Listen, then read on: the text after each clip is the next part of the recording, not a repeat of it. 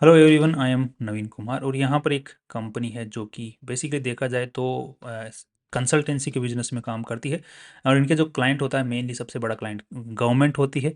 जैसे भी हम लोग जैसे रोड बनवाते हैं या फिर पुल्स ब्रिजेस वगैरह बनते हैं, तो गवर्नमेंट्स क्या होती है, ऐसे कंसल्टेंसी जो फर्म्स होती हैं उनसे कोटेशंस वगैरह लेती है कि इस टाइप का हमको पुल बनवाना है, क्या डिज़ाइन रहेगा, क्या कितना मटेरियल उसमें यूज़ होगा, कितना उसका क्वालिटी रहेगा, कितना पैसा उसमें खर्च होने वाला है, कि कौन सा लैंड सही रहेगा, कौन सा रूट सही रहेगा।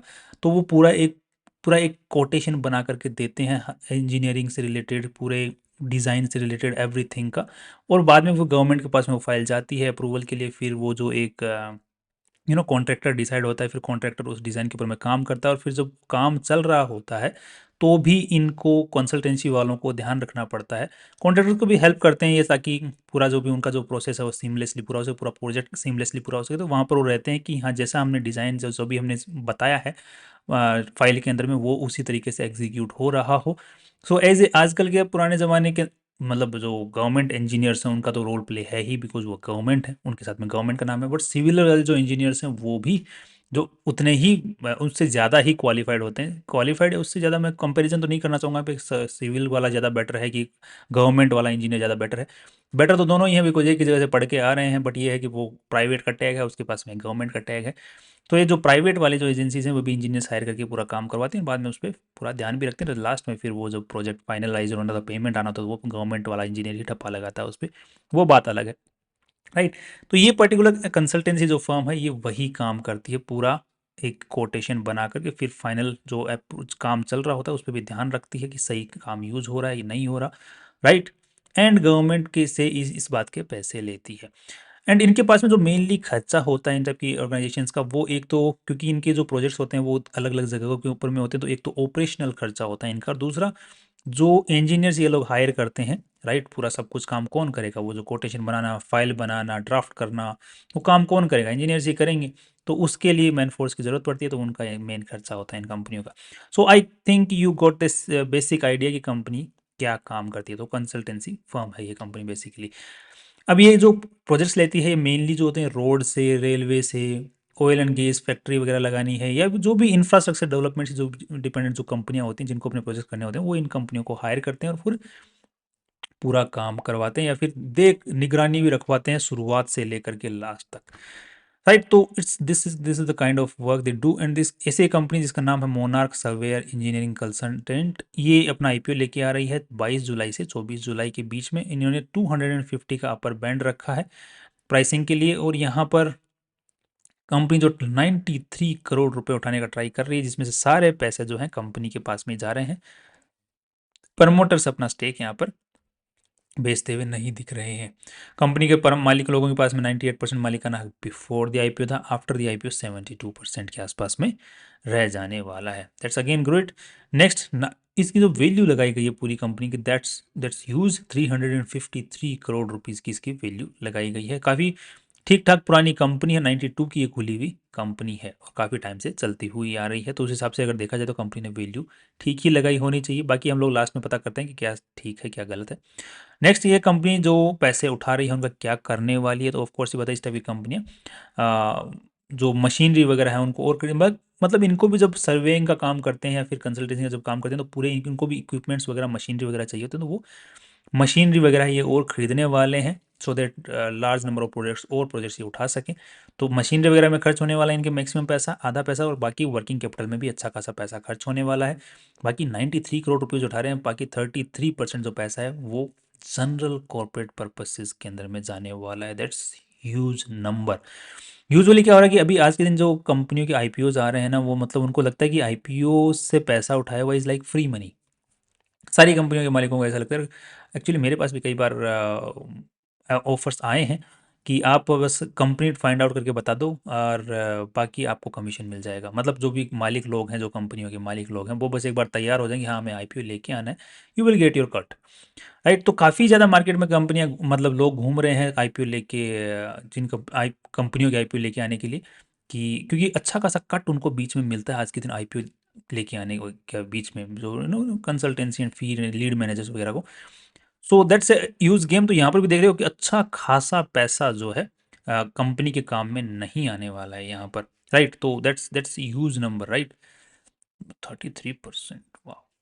ओके, नेक्स्ट यहाँ पर कंपनी को जो आज के दिन मालिक का लोग जो पैसा उठा रहे हैं, जो इस कंपनी के मालिक लोग हैं, दत्तात्रेय मोहनी राज कारपे, एंड दूसरे हैं संजय बालचंद्रा एंड विद्वांस। ओके, तो ये मेन कंपनी के मालिक लोग हैं, एंड इनके पास में पूरा 100% मालिकाना है इस कंपनी का था। और लास्ट में अगर देखते हैं तो कंपनी में कोई केस वेस नज़र नहीं आ रहा है देखने को यहाँ पर। साथ में ही अगर कोई हम लोग को जो जिसको हम बोलते हैं कंटिजेंट लाइबिलिटी, तो यहाँ पे बैंक गारंटी जरूर नज़र आ रही है, but not that kind of concerning thing over here again. 99 में इसकी कंपनी की जो शुरुआत है वो हो गई थी। एज पर दिस रिपोर्ट 99 में शुरू हुई थी। Company was incorporated as a private limited company under the Monarch Surveyors. हमने पहले जो यहाँ पर देखा है डिटेल के अंदर में वो देखा है 92। सो आरएचपी की बात हम मानेंगे। सो 99 में इसकी शुरुआत हुई थी, उसके बाद में 2024 के अंदर में पब्लिक लिमिटेड में इसको कन्वर्ट कर दिया गया, बिकॉज पब्लिक लिमिटेड में कन्वर्ट करने से पहले आईपीओ नहीं लाया जा सकता है। नेक्स्ट, मोहनीराज राभाजी कारपे का जो एक्सपीरियंस है इस पर्टिकुलर सेक्टर के अंदर में वो सिग्निफिकेंट है, काफ़ी अच्छा खासा सिग्निफिकेंट है इसमें एक्सपीरियंस। और 91 के अंदर में इन्होंने डिग्री ऑफ इंजीनियरिंग वो भी सिविल सेक्टर के अंदर में कर ली थी। तो दैट मीन्स जिस पर्टिकुलर सेक्टर में है उसी में इनका डिग्री है, उसी में इनका एक्सपीरियंस है, and they have a very vast experience in this particular field. So we can say कि हाँ, कंपनी सही हाथों में नज़र आ रही है। दूसरा, अब जो आज के दिन इस कंपनी को जो मेनली चला रहे हैं, ये 4 लोग चला रहे हैं और चारों प्रमोटर भी नज़र आ रहे हैं। तो इनके पास में अच्छा खासा एक्सपीरियंस, और ये कितनी सैलरी वगैरह उठा रहे हैं उसकी हम लोग चर्चा करें तो यहाँ पर ये 62 लाख रुपीज़ के आसपास में सैलरी लेने वाले हैं, जो जो सॉरी ली है 2024-25 में इन्होंने, और अभी 90 लाख रुपीज़ सैलरी ये लेने वाले हैं। तो चारों मिला के अगर हम लोग दें 936, तो लगभग 3.5 करोड़ रुपए की सैलरी ये लेने वाले हैं। अदर बेनिफिट्स एक्स्ट्रा हैं। प्रॉपर्टीज़ की बात करते हैं, जो कंपनी प्रॉपर्टीज़ यूज़ करती है, तो ये सारी properties is owned by the company, and ये जो सेलर्स हैं इन्होंने इनको बेची है, एंड इतने इतने रुपए में बेची है, इस साल में बेची हुई है। सो काफ़ी अच्छा खासा इनके पास में प्रॉपर्टीज़ का एक बुके है, और काफ़ी सारी प्रॉपर्टीज़ जो हैं इन्होंने किराए पे भी लेते हैं, बिकॉज द प्रोजेक्ट जहाँ पर प्रोजेक्ट चलता है वहाँ पे इनको किराए पे वो जो प्रॉपर्टी है लेनी पड़ती है। इसी के हिसाब से तो काम चल रहा है, बाकी इनके ऑफिस वगैरह भी किराए पे चल रहे हैं। काफ़ी ये जो ब्रांड डोमेन नेम्स हैं इन्होंने रजिस्टर करवा रखे हैं आज के दिन, और ये जो नाम लोगो जो यूज़ कर रही है कंपनी, वो आज के दिन जो पर्टिकुलरली ये जो लोगो है जो कि मेन लोगो है कंपनी का, ये आज के दिन रजिस्टर्ड नहीं है। ध्यान रखना, ये रजिस्टर्ड नहीं है। ये पर्टिकुलर जो लोगो है ये रजिस्टर्ड है, नाम मोनार्क ये भी रजिस्टर्ड है, बट ये जो लोगोज हैं बाकी ये रजिस्टर्ड नहीं है, ऑब्जेक्ट हो रखे हैं, राइट। और ये काफ़ी टाइम से यूज़ करते हुए आ रहे हैं, और इन्होंने एप्लीकेशन 2024 में लाके लगाई है, मतलब 99 की खुली हुई कंपनी, और इस पर्टिकुलर लोगो को ये कंपनी बोल रही है कि हम 99 से यूज़ कर रहे हैं, 99 से इस पर्टिकुलर लोगो को, अभी तक रजिस्टर नहीं करवाया। वाह, ठीक है। और इसको लोगों को 2020 से यूज़ कर रहे हैं, और ये भी ऑब्जेक्ट हो रखा है। So company may not be able to protect their trademark rights, may be they might lose that. Next, company 507 employees total मिला के आज के दिन काम कर रहे हैं। 164 इंजीनियरिंग डिपार्टमेंट में काम कर रहे हैं। ऑफ कोर्स इंजीनियरिंग का ही काम है तो इंजीनियरिंग में ही करेंगे, बाकी इंजीनियर्स ही भरे पड़े हैं पूरे के अंदर में, बिकॉज काम ही उन्हीं का है। ये मशीनरी वगैरह है, ये इनके जो काम के इक्विपमेंट्स वगैरह आप लोग यहाँ पर देख पाएंगे, राइट। नेक्स्ट, यहाँ पर अगर हम लोग एरिया वाइज देखते हैं कंपनी का कहाँ से रेवेन्यू आ रहा है, तो इंडिया से ही आ रहा है, बिकॉज इंडिया में ही सबसे ज़्यादा काम कर रहे हैं। नेक्स्ट, इनके जो क्या बोलते हैं जो प्रोजेक्ट्स, जो किस टाइप के जो प्रोजेक्ट्स ये कंपनी करती है जहाँ से सबसे ज़्यादा रेवेन्यू आ रहा है, तो आज के जो रोड के जो रिलेटेड जो प्रोजेक्ट्स हैं उनसे जो रेवेन्यू आ रहा है वो इनका सबसे ज़्यादा रहा। दूसरा, रेलवे वाले प्रोजेक्ट से भी इनका अच्छा खासा रेवेन्यू यहाँ पर देखने को मिला। सो रोड एंड रेलवे और दोनों ही प्रोजेक्ट कौन करवाता है? ऑफ कोर्स ये बात है, गवर्नमेंट देती है इनको प्रोजेक्ट्स। बाकी जो बड़ा कॉन्ट्रैक्ट अगर किसी प्राइवेट कंपनी को मिल जाता है तो वो भी फिर यही काम करवाती है कंस्ट्रक्शन वाला डिपार्टमेंट वाला प्रोजेक्ट देने से पहले, कि भैया तुम सर्वे करो, पूरा डिटेल लेके आओ मेरे सामने, मुझे कॉन्ट्रैक्ट मिला इस रोड का, फिर बाकी तो गवर्नमेंट भी है, और इनके जो क्लाइंट हैं उस लिस्ट में प्राइवेट पार्टीज भी हैं। अब यहाँ पे जो एक कंपनी जो प्रोजेक्ट करती है इसमें क्या क्या काम करती है, तो ऑफकोर्स सर्वे का काम है, फिर डिज़ाइनिंग का काम है, और फिर टेक्निकल सुपरविजन है। जैसे मैंने शुरुआत में बताया, पूरा सब कुछ बना करके देते हैं कोटेशन, और बाद में सुपरविजन भी रखते हैं। Area focus, roads, railway, metros, geo political, land acquisitions and everything इनके अंडर में आता है। वाटर मैनेजमेंट ऑफ कोर्स ये सारे सारे काम जो सरकारी हैं इसके अंडर में। आज के दिन सबसे ज़्यादा जो रेवेन्यू आ रहा है इनका महाराष्ट्र से आ रहा है, so that means Maharashtra based है कंपनी आज के दिन, देखने के लिए वहीं पर ज़्यादा फोकस है इनका, बिजनेस वहीं पर है। नेक्स्ट ये इनके ऑनगोइंग प्रोजेक्ट्स हैं काफ़ी सारे, आप लोग यहाँ पर देख पाएंगे, एंड लगभग 68% के आसपास 68 प्रोजेक्ट्स आज के दिन इनकी ऑनगोइंग चल रही हैं। और कुछ प्रोजेक्ट्स ऐसे हैं जो कि होल्ड पर हैं, ये आई थिंक ये 2 प्रोजेक्ट्स ऐसे हैं जो कि होल्ड पर भी देखने को मिल रहे हैं। नेक्स्ट यहाँ पर राइट ये प्रोजेक्ट कुछ हैं जो कि ये आई थिंक कंप्लीट कर चुके हैं, तो उनके भी आप लोग लिस्ट देख सकते हैं, राइट। अब थोड़ा सा कंपनी की आरएचपी को देख लेते हैं कि कितना पैसा इस पूरी कंपनी में लगा हुआ है। तो 148 करोड़ रुपीज़ इस पूरी कंपनी में लगे हुए हैं, जिसमें से इन्वेस्टर्स का जो पैसा है वो लगभग 98 एंड 108, सो 110 करोड़ रुपए के आसपास, या 110 करोड़ रुपए के आसपास में जो पैसा है वो इन्वेस्टर्स का है, एंड बाकी जितना भी पैसा है वो उधारी का कंपनी में लगा। So debt to equity ratio before IPO is good, and ज़्यादा उधारी कंपनी के ऊपर में देखने को नहीं मिल रही है। ट्रैक रिकॉर्ड के हिसाब से उधारी थोड़ी बढ़ती जा रही है, 11 करोड़ की उधारी टोटल हो गई लॉन्ग टर्म की, और शॉर्ट टर्म की अगर देखा जाए तो शॉर्ट टर्म की भी अच्छी खासी यहाँ पर हो गई, because due to others that trades payable अच्छा खासा बढ़ गया इनका। एसेट्स इनके पास में अच्छे खासे हैं, right, because they have good assets, and non current assets ही इनके पास में मैक्सिमम देखने को मिल रहे हैं। और बाकी ट्रेड रिसीवेबल्स इनका बहुत ज़्यादा है इस साल का अगर देखा जाए, तो trade receivable part over here is huge, right, और you can see over here. So ये काफ़ी एक थोड़ा सा नेगेटिव है कि आईपीओ ईयर के अंदर में इतना बड़े ट्रेड रिसीवेबल्स इन सारी कंपनियों के कैसे निकल आते हैं, वो भी आई, और बैलेंस शीट की साइज़ भी बढ़ जाती है उस ईयर के अंदर में। So that's kind of concerning over here again, so we have to take again precautionary measures over here कि हम लोग पी और पी रेशियो निकालेंगे तो वहाँ पर थोड़ा सा हमको एडजस्टमेंट करना पड़ेगा। 71 करोड़ रुपीज़ 2023 के अंदर में इन्होंने कमाए, फिर 139 करोड़ रुपीज़ 2024 में कमाए, 154 करोड़ रुपीज़ 2025 में कमाए। तो यहाँ पे देख रहे हो कि ग्रोथ जो आ रही है, मुझे लग रहा है आईपीओ के 3 साल पहले से ही आना शुरू हुई है इनकी ग्रोथ। बाकी 1999 से चल रहे हैं, तब से इनके अभी तक 70 करोड़ पे पहुंचे हैं। So that's kind of questionable, these things are very questionable कि अचानक से ये ग्रोथ जो सारी जो है आईपीओ के अंदर में मैंडेटरी 3 साल हैं, उन्हीं के अंदर में ग्रोथ क्यों दिखाई दे जाती है, बाकी पहले की ग्रोथ्स कहाँ मर जाती हैं, राइट। तो that's again we have to take precautionary measures again I would say. Next यहाँ पर अगर हम लोग चेक करते हैं तो कंपनी के जो रेवेन्यूज़ हैं सिग्निफिकेंट यहाँ पर देखने को मिल रहे हैं। ऑपरेटिंग एक्सपेंसेस अच्छे खास ठीक ठाक हैं, और एम्प्लॉय बेनिफिट एक्सपेंसेस भी ठीक ठाक देखने को मिल रहे हैं। अदर एक्सपेंसेस भी ठीक हैं, कंपनी के जो रेवेन्यूज़ हैं उसके हिसाब से अलाइन तो नहीं कर रहे हैं, बिकॉज यहाँ पर 140 करोड़ 150 करोड़, और यहाँ पर अदर एक्सपेंसेस नेगेटिव, मतलब पुराने साल के मुकाबले कम हो गए। Not should not be possible, but still it's there, so it's there. Next expenses, बाकी तो टैक्स बचता है पीछे, और बाकी लोन वोन तो इनका कुछ खास है नहीं, सो वो भी कुछ ज़्यादा सिग्निफिकेंट यहाँ पे देखने को नहीं मिल रहा है। सो नेट प्रॉफिट्स इनके 35 करोड़ के आसपास में निकल के आ रहे हैं।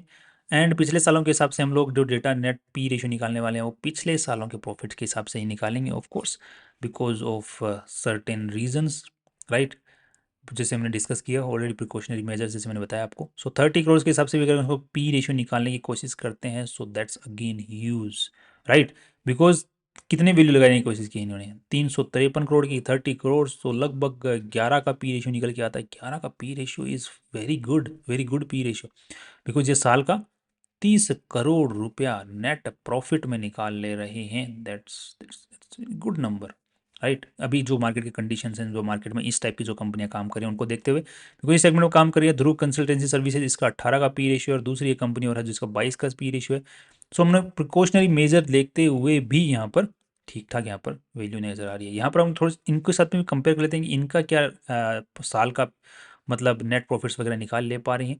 तो इसने 108 करोड़ का नेट मतलब रेवेन्यू किया, जिसमें 14 करोड़ रुपए का इसने नेट प्रॉफिट निकाला है। तो ये लगभग कितना आ गया, 13% के आसपास का निकल के आता है। दूसरी कंपनी हम लोग देखते हैं ध्रुव कंसल्टेंसी सर्विसेज, जो ये सिमिलर सा ही काम करती है, तो इसका भी 102 करोड़ के आसपास का रेवेन्यू और 7 करोड़ का नेट प्रॉफिट निकाल ले पा रही है। तो ये काफ़ी कम देखने को मिल रहा है यहाँ पर, ये तो 7% ही देखने को मिल रहा है, और वो 13% के आसपास में निकलने को आ रहा है। और इसका अगर हम लोग देखते हैं जो आईपीओ लेके आ रही है इस कंपनी का, तो ये नेट प्रॉफिट निकाल ले पा रही है कितना, 30 करोड़ वो भी कितना, 34 करोड़, और वो भी किसके ऊपर में, तो यहाँ पर 150, सो लगभग 20% का नेट प्रॉफिट्स निकाल ले पा रही है, राइट। सो इनके मुकाबले ग्रोथ अच्छी है, जो एग्जिस्टिंग कंपनी जो स्टॉक मार्केट में ऑलरेडी लिस्टेड है उनके मुकाबले ग्रोथ अच्छी है, साथ में ही जो net profit margins comparing to the revenue वो भी अच्छे हैं। So value I think market देना चाहिए इनको, बिकॉज इनकी जो वैल्यू है इसको 308 करोड़ की मिल रखी है, इस पर्टिकुलर कंपनी को 126 करोड़ की वैल्यू मिल रखी है। सो अगर दोनों ही कंपनियों के अगर कंपेयरिंग बेसिस के ऊपर हम देखते हैं तो पी रेशियो के हिसाब से वैल्यू मिलनी चाहिए, पी वी रेशियो के हिसाब से ऊपर वैल्यू देख लेते हैं, राइट। तो मैं थोड़ा सा समझ में आ जाए और अच्छे से। तो 108 करोड़ की नेटवर्थ ऑलरेडी है, एंड यहाँ पर 93, बाकी तो कॉर्पोरेट पर्पस है और उसमें जाने वाले 60 करोड़ मान के चल लो। सो कितना हो गया, 60 करोड़, 70 करोड़ मान लो, 70 करोड़ जाएगा इनके पास में। सो यहाँ पर देखने को मिल रहा है 180 करोड़, 180 करोड़ के साथ 1600 लगभग 36, लगभग ठीक है, 2 का पी रेशियो निकल के आएगा, जिसको यहाँ पे कंपेयर करते हैं तो इसका है 1.2 का और इसका है 2 का। सो वैल्यू जो इन्होंने लगाई है मार्केट में जो एग्जिस्टिंग कंपनीज हैं उनके हिसाब से ही लगाई है, मतलब वैल्यू तो वहीं पर लगाई है जो एग्जिस्टिंग है। बट द पॉइंट इज कि इनके पास में उतनी ग्रोथ नहीं है जो उसके पास में है, इतना नेट मार्जिन नहीं कमा रहे जितना वो कमा रहे हैं, इनका एबिटा उतना जितना अच्छा नहीं जितना उसका आईपीओ वाली का है। सो उसकी मार्केट कितनी वैल्यू देगा, तो आई थिंक प्रीमियम वैल्यू उस चीज़ की मिलनी चाहिए, आई थिंक उसकी मिलनी चाहिए। और कितनी मिलनी चाहिए, तो लगभग 50% की मिलनी चाहिए, जो कि लगभग 500 करोड़ के आसपास की वैल्यूएशन जानी चाहिए उस पर्टिकुलर कंपनी की, अगर इनके पी और पी रेशियो के आसपास में, अगर वो पी रेशियो के आसपास में अलाइन करना है उसको, तो मार्केट उसको 50% तक की छलांग दे सकता है। सो 30 से 50 के बीच की मान के चल सकते हैं हम लोग, right. That's my view is. And बाकी आप अपना कोई भी डिसीजन बनाए तो अपने फाइनेंशियल एडवाइजर से पूछ के और रिसर्च करके उसके बाद में ही बनाए, बिकॉज मेरी बात पे ज़्यादा ध्यान नहीं देना होता है, हम सिर्फ रिसर्च करते हैं, बाकी क्या डिसीजन बनाना है अपने फाइनेंशियल एडवाइजर से पूछो भाई, राइट। That's all. कल फिर मिलते हैं इंपॉर्टेंट वीडियो के साथ में। Finally see you tomorrow.